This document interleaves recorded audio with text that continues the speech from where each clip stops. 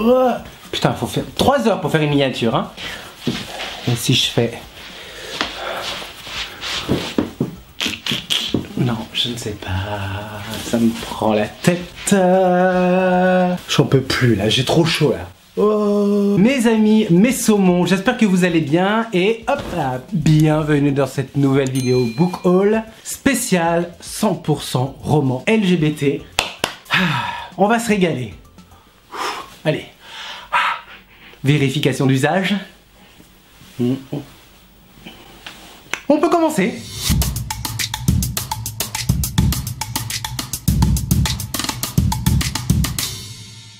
Bien, Book Haul, ça fait une éternité que je n'ai pas fait de Book Haul. J'ai essayé de sélectionner un peu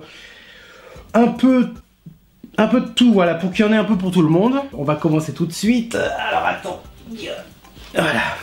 Non, j'ai plutôt mettre les livres ici, comme ça. Voilà. Ça va m'éviter de me pencher à chaque fois et puis... Voilà, bon allez, trêve de bavardage, on commence tout de suite avec Les Nuits Bleues d'Anne-Fleur Multon aux éditions de l'Observatoire. Il est sorti il y a très peu de temps, il fait partie de la rentrée littéraire d'hiver 2022. Je le trouve d'une modernité incroyable. Oui, si je te dis ça, c'est parce que je l'ai lu, hein. Aussitôt, voilà. Aussitôt vu, aussitôt lu.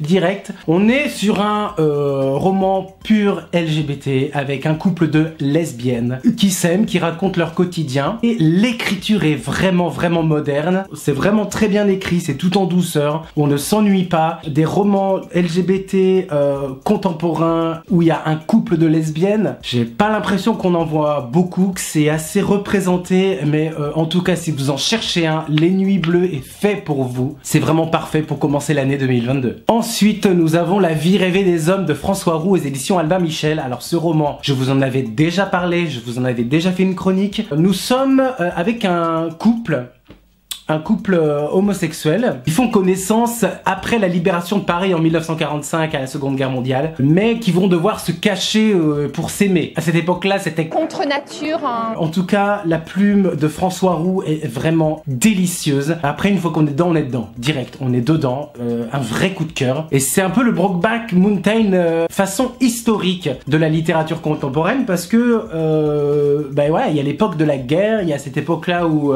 la délation était permise comme jamais, voilà. C'était très mal vu à l'époque, et de voir que maintenant, de 1945 à nos jours, aujourd'hui, de voir que les mentalités ont évolué, ont changé, peut-être pas partout dans le monde, mais en France en tout cas, ça fait quand même beaucoup de chemin. Et comme je vous l'ai déjà dit, je l'avais déjà chroniqué, donc c'était à sa sortie. Si vous voulez, je vous remets le lien de la chronique sur ce roman en barre d'infos si vous voulez en savoir plus. Hop là. Ensuite, nous avons Les Amants de Jésus de Paul Auer aux éditions du Cherche Midi, et c'est un premier roman. Alors déjà, vous savez mon amour pour les premiers romans.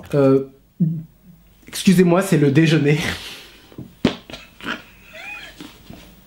Voilà, j'ai une curiosité absolument énorme sur ça. Et de savoir que ce livre-là va mêler homosexualité et religion, comment concilier les deux. En tout cas, j'ai vraiment très hâte de le lire. Un ordre religieux parmi les plus prestigieux de l'église catholique. Un désir immense comme seul on en a à 20 ans. Mais peut-on donner son âme sans donner son corps? Voilà. Jésus, Dieu, je t'aime. Et en même temps, j'ai aussi envie de donner mon corps parce que j'aime quelqu'un du même sexe. Voilà, donc très hâte de le lire. Les Amants de Jésus. Ensuite, nous avons là, oh oui, ça fait un moment que je l'ai acheté celui-là, Good Boy, Antoine Charbonneau Demers aux éditions Artaud. Je ne connais ni l'auteur, ni la maison d'édition, donc grosse découverte, j'adore. Donc là, nous sommes avec un étudiant, un jeune homme qui explore la grande ville et qui tente d'y découvrir son identité. Un roman d'apprentissage cru, parfois poétique aussi, qui est celui des rêves d'une génération confrontée au sexe, au désir, à l'amour, voilà, dans l'anonymat, dans une grande ville. Il est question là du rapport au corps et de l'hypersexualisation, notamment à travers le prisme du milieu homosexuel. Donc j'ai vraiment très hâte de le lire, d'autant qu'il y a énormément de dialogue dans le roman, et moi c'est une qualité que je recherche de plus en plus dans la littérature contemporaine, ce sont les dialogues. Très hâte de le lire, et si vous l'avez lu, ben, n'hésitez pas à me dire ce que vous en avez pensé. Moi, J'embrasse de Clément G aux éditions Plomb. Là, on n'est pas dans le roman, mais plus dans le témoignage, avec un homme, donc Clément, qui est escorte. Donc là, il nous explique un peu tout l'univers, un peu tout le monde de cette communauté homosexuelle, du milieu gay, évidemment aussi du côté sombre. J'ouvre les yeux, je suis allongé, le plafond blanc inconnu m'éblouit un petit peu. J'ai du mal à bouger, mes bras et mes jambes sont entravés. Je veux parler mais je ne peux pas. J'ai ce tube dans la gorge qui m'empêche d'émettre le moindre son. Quand on est escorte dans le milieu gay, il y a la violence, à mon avis, qui va avec. Il y a forcément la drogue, il y a forcément le sexe à outrance aussi. Mon compagnon l'a lu, il a plutôt aimé dans l'ensemble. Moi je l'ai toujours pas lu, donc il serait peut-être temps d'y remédier. D'autant plus qu'il est très court, il fait à peine 200 pages. Voilà, à peine 200 pages. Ensuite, nous avons N'essuie jamais de larmes sans gants de Jonas Gardel aux éditions Gaïa, aux éditions Gaïa. Il paraît que c'est un chef-d'œuvre, c'est pour ça qu'on me l'a beaucoup conseillé. Voilà, en plus il a reçu pas mal de prix, donc nous sommes en 1982, Rasmus vient d'avoir son bac et il quitte sa campagne à Stockholm, donc là où ça se passe en Suède. Il va pouvoir être enfin lui-même, loin de ceux qui le traitent de pédé. Voilà, il y a le rapport à l'homophobie là-dedans en Suède, qui est quand même, je trouve, un pays assez tolérant quand même, hein, la Suède, donc je suis assez surpris. Donc Benjamin est témoin de Jéhovah, lui, il vit selon ses préceptes religieux de ses parents, donc évidemment sa conviction vacille le jour où un homme lui lance comme ça avec humour mais tu le sais que toi tu es homosexuel. Rasmus et Benjamin, voilà, ces deux personnages vont faire connaissance et ils vont s'aimer, mais là vu qu'on est en 1982, bam, il y a le sida qui fait des ravages. Certaines personnes qui n'ont plus que quelques mois à vivre, d'autres quelques années, donc mon compagnon va l'adorer, c'est certain, parce qu'il est assez militant, lui, dans le milieu gay, par rapport au sida, par rapport aux droits des homosexuels. À voir, à voir. À voir. Non, ça sent bon. Hop là, le déjeuner qui remonte décidément. C'est la dernière fois que je mange avant de faire une vidéo. Homo sapiens de Niviaq Corneliusen, excusez-moi si j'écorche. Là, nous avons un roman LGBT, mais avec des lesbiennes, il me semble. Là, c'est formidable, on va découvrir comment se passe le milieu LGBT au Groenland. C'est vrai que... on se pose pas vraiment la question, hein, quand même, et avec la littérature, ça c'est bien, ça nous emmène partout. Donc nous sommes avec 5 jeunes qui mêlent leur voix pour raconter ce qui jusqu'à maintenant a été laissé sous silence. Fia, elle découvre qu'elle aime les femmes. Ivik, elle comprend qu'elle est un homme. Arnak et Nuk pardonnent, et Sarah, elle choisit de vivre, donc sur l'île de la colère où les tabous lentement éclatent, chacune et chacun se déleste du poids et de ses peurs. Ça a l'air vraiment pas mal, c'est cru, c'est sensible, c'est indompté. Ce qui est génial, c'est que c'est un peu écrit aussi un peu comme un journal. Et ce qui est super aussi, c'est qu'on a des captures d'écran en mode smartphone, là, comme ça. Ça, je trouve ça vraiment génial, ça amène un souffle de modernité dans le... voilà, dans le roman. Voilà. Ça fait un moment en plus hein, que je l'ai, ça doit faire... ça doit faire peut-être... 7 mois à peu près, 8 mois. Bon, ça date pas d'hier quoi que je l'ai, hein, mais bon. Il fait à peine 200 pages, ça va se lire très vite, c'est très aéré. À voir ce que ça va donner. Ensuite, nous avons là, au placard, le cœur de Maël Bouteloup. Mon cher Maël, si tu passes par là, je t'embrasse.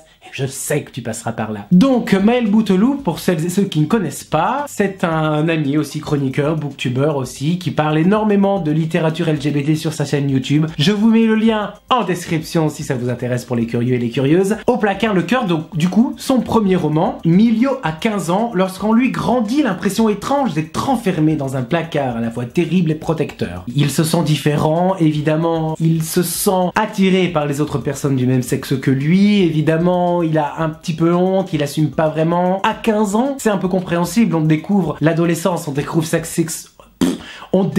sa sexualité, c'était dur à dire ça. Tout s'éveille, tout se bouleverse avec la puberté, les premiers amours. Il y a une espèce de spirale un peu comme ça, violente, qui arrive comme ça à cet âge-là. Les rapports avec son lycée, il rencontre Armel. Les manifestations à cette époque-là contre le mariage pour tous se déchaînent. Quand ton cœur, toi, est gay, mais qu'il est dans le placard et qu'il faut le faire sortir du placard, c'est une autre paire de manches.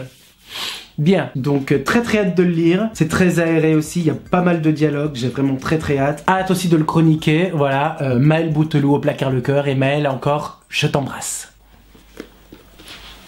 Voilà, je pense que tout a été dit, hein, voilà. Je vous embrasse bien fort. N'hésitez pas, le petit pouce bleu, le commentaire, voilà, tu connais un petit peu la chanson. Moi, ça m'encourage à continuer et à vous proposer d'autres contenus de contenus divers et variés autour de la littérature contemporaine, parce que voilà, je sais pas si tu remarques derrière moi, mais il y a beaucoup de littérature blanche, mais dans des thèmes voilà, un petit peu différents, et j'aime beaucoup toucher à tout et voir plein d'univers et de temps en temps sortir un peu de ma zone de confort. Bref, j'arrête de blablater. Si vous voulez me rejoindre sur les réseaux et papoter, ça se passe en barre d'infos. Je suis sur Facebook et Instagram, voilà, je suis un petit peu partout.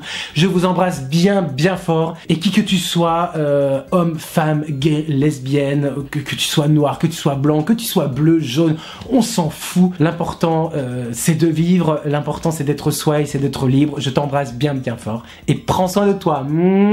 C'était il y a... Oh, ça c'est le chien, ça. C'est le chien qui chante.